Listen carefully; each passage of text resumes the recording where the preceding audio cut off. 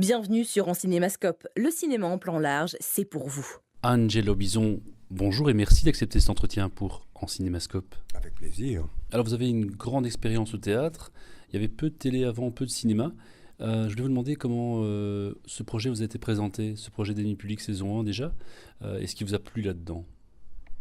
Très simplement, Mathieu France avec Michael Beer et évidemment Gary Segers m'ont demandé de participer à un casting. On s'est rencontrés, on s'est parlé, ils m'ont présenté le projet. À l'époque, c'était pour tourner un pilote, vu qu'on n'était pas encore question de faire une saison 1, d'abord un pilote. On a fait le pilote et puis après le pilote est arrivé la décision de la RTB de produire la première saison d'Ennemis publics. Donc j'ai lu le scénario et tout de suite j'ai été convaincu par le scénario, mais j'ai prévenu les RIA en disant, vous savez, Mathieu France était venu me voir souvent au théâtre. J'ai dit, écoutez, je n'ai quasiment pas d'expérience, vous me donnez un rôle difficile, sachez bien que voilà, je vais faire tout mon possible, mais voilà. Et ils étaient partants, et comme ils étaient partants, je suis parti avec eux. Pour un beau voyage. Oui. Alors, vous avez mentionné Michael Beer, qui est casteur chez LK Casting. C'est peut-être lui ou c'est en tout cas un membre de l'équipe de casting qui a dit c'est toi qu'on veut, c'est ton regard, c'est ton visage. J'imagine que ça fait plaisir d'entendre comme ça quelqu'un qui est convaincu par vous pour ce rôle qui est hyper important dans l'ennemi public. Hein. Voilà, c'est vraiment Mathieu qui cherchait, et Gary aussi, parce que je pense qu'ils se sont beaucoup parlé. Et ils avaient envie de ce regard-là. J'ai un regard assez particulier au théâtre. Voilà, il est assez mis, on en parle pas mal, des yeux un peu ronds comme ça, un peu doux, parfois un peu tristes. Et ils avaient envie de ce regard-là. Ils n'avaient pas envie d'un regard de tueur, quoi. Et c'est ce qui me plaît beaucoup dans Béranger, j'en parlais, c'est ce rapport avec le public, cette espèce d'attirance et de répulsion que les gens ont par rapport à ce personnage. Et ça, je trouve que dans le scénario, je trouve que dans la réalisation, c'est un des grands... une chose formidable d'arriver à ces deux sentiments, mais absolument contradictoires. Et ça, c'est une chose qui est appréciée du public, parce qu'en fait, on joue avec le public. Et j'ai l'impression que le public, le téléspectateur, il a envie qu'on joue avec lui. Et donc, il s'en amuse lui-même de cette façon de faire et de cette attirance, de cette répulsion. Et dans la saison 2, évidemment, est arrivé plus d'humour par rapport au personnage de Béranger, ce qui va le rendre encore plus sympathique, presque. Comment est-ce que vous avez préparé ce rôle de Guy Béranger ?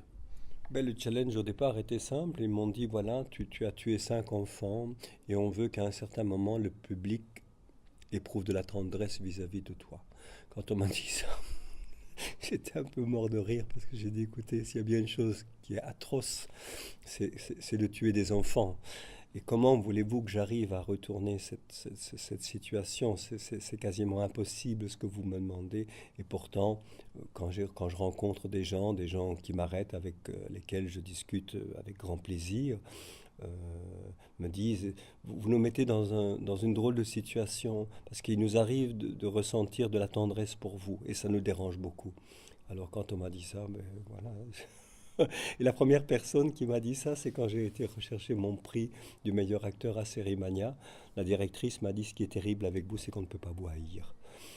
Et j'ai trouvé que c'était un compliment extraordinaire. Parce que vous savez, moi j'ai 40 ans de théâtre derrière moi, mais je suis un débutant au niveau de l'écran. Et tout le monde ne réussit pas le passage du théâtre à l'écran. Hein. C'est pas une chose qui est si simple.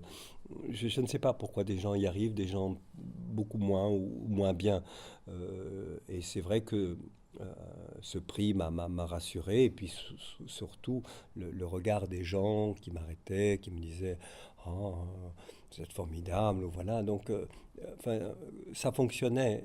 Et ça, pour moi, c'est le plus beau cadeau. Et ce cadeau-là, c'est Mathieu France, c'est Gary, et c'est aussi Philippe Terrasse, le chef-op, qui me l'ont donné, parce que c'est eux qui m'ont guidé, littéralement. Comme on guide un enfant. Parce que vous savez, quand on n'a pas l'habitude du tournage, on ne sait pas. En plus, on tourne l'épisode 1, puis l'épisode 8, puis l'épisode 4. Je ne savais même plus est-ce que j'étais là. Rappelez-moi ce que je faisais, parce que moi, je ne sais plus du tout ce que je faisais là. Enfin voilà, donc c'est compliqué de tourner dans le désordre. Moi, j'ai l'habitude de faire une pièce de théâtre, on l'a fait dans l'ordre, quoi, plus ou moins, où on fait des passages. Mais là, c'était complètement dans le désordre. Mais voilà, ils m'ont pris par la main, ils m'ont guidé. Ça a été un moment difficile parce que le tournage, il faisait froid. Dans les abbayes, il fait très froid. Donc, on a tourné pour le village dans la saison 2. C'est monstrueux. Je pense qu'il y a le village le plus humide de Belgique, on était là. Donc voilà, mais malgré ces difficultés, ce temps qu'on a eu, ça a été un bonheur, vraiment un grand bonheur de tourner. Alors, est-ce que au cinéma belge, dans le cinéma belge, il y a des choses qui se profilent à l'horizon pour vous? Est-ce que vous avez des propositions? Eh bien voilà, ça mon agent est désespéré parce que donc il ne se passe rien. Donc voilà, ça prend du temps. Vous savez, la famille cinéma belge est une famille, hein, donc c'est pas facile d'y pénétrer. Moi, j'ai pas envie de me battre comme quand on a 20 ans pour rentrer. Voilà, on vient me chercher, c'est formidable. On vient pas, ben tant pis, hein. Je ne ferai jamais que Béranger. Mais j'espère qu'on fera une saison 3, comme ça me permettra de continuer. Mais voilà, je ne désespère pas, surtout que je lève fortement le pied au niveau du théâtre. Là, je fais une création tous les 2 ans, donc j'ai laissé de l'espace pour le cinéma, la télévision et tout ça. Malheureusement, à l'heure actuelle, il ne s'est quasiment rien passé, quoi. Et est-ce qu'il y a des réalisateurs belges pour lesquels vous aimeriez tourner, des réalisateurs dont vous aimez le cinéma? J'ai pas de nom à donner, mais moi je suis évidemment au théâtre, j'aime bien les textes, j'aime bien le théâtre de texte. Donc j'aime bien évidemment un cinéma d'auteur, si c'est possible. Et Dieu sait qu'on en a, hein. Je n'ai pas envie de citer de nom, mais on a pas mal de réas qui travaillent dans ce domaine-là, dans le cinéma d'auteur, qui n'est pas forcément un cinéma commercial, mais ça me plaît beaucoup. Maintenant, pourquoi pas une autre série si elle a la qualité et l'exigence d'ennemi public. Sinon, ça ne m'intéresse pas. Vous savez, moi, je vais avoir 62 ans. C'est bien, quoi. J'ai eu beaucoup de cadeaux. Le théâtre m'a donné 2 prix du meilleur seul en scène au prix de la critique. Donc, voilà, je cherche plus de prix. Le prix qui me fait plaisir, c'est ce prix à Cérémania, parce que c'est la preuve que je peux aussi faire de l'image. Et ça, c'est formidable. Mais maintenant, moi, je suis papa, j'ai des enfants tout petits. Donc, j'ai ma vie de famille d'abord. Et puis, si d'autres choses arrivent, elles arrivent, tant mieux. Mais il faut que ce soit de belles choses, quoi. Sinon, ça ne vaut pas la peine de les faire. Eh bien, Angelo Bison, merci d'avoir accepté cet entretien avec Cinémascope et merci de nous faire peur, continuez à nous faire peur à l'écran en tout cas. Et bonne suite à vous, monsieur. J'espère que dans la saison 2, ce sera encore plus terrible que dans la saison 1. Retrouvez-nous sur encinémascope.be et sur les réseaux sociaux. Bon film!